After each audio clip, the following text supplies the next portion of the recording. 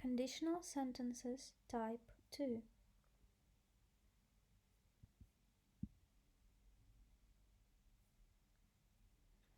It is theoretically possible to fulfill a condition which is given in the if clause. Form: if clause, simple past. Main clause: would plus infinitive, could plus infinitive, might plus infinitive. Example: if I studied, I would pass the exams. If I studied, I could pass the exams. If I studied, I might pass the exams.